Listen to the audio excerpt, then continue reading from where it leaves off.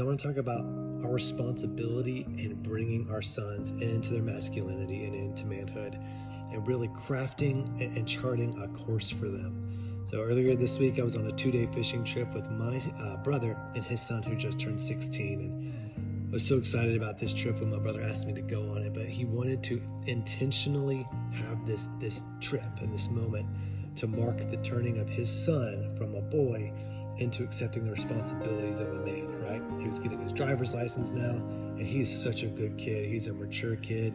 He also started dating a girl for the first time.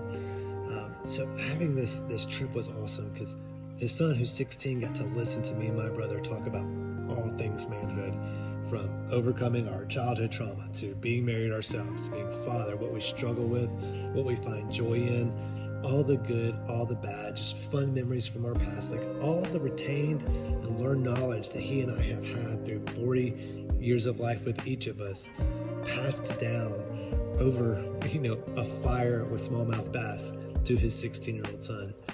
And I loved it. It was such a good moment.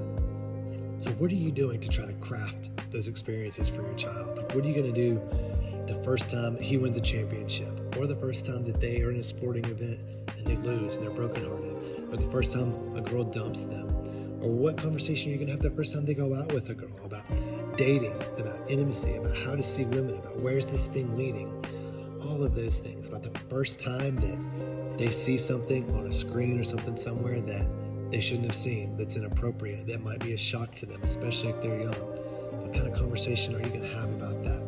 What about marking manhood at age 12, 13, 16, or 18, when they take on more responsibility? There's so many shifts that many of us experienced as just like they just happened. Okay, there was no even a reaction to it from our fathers, definitely no intentional conversation about it. We just kind of like survived and learned things on our own, right? But I feel like it's up to us to craft their journey and not just let it happen, so that when they do become men, they're prepared. They know what's coming. They feel capable. They don't feel like they're lost, finding their own way, or groping through the dark.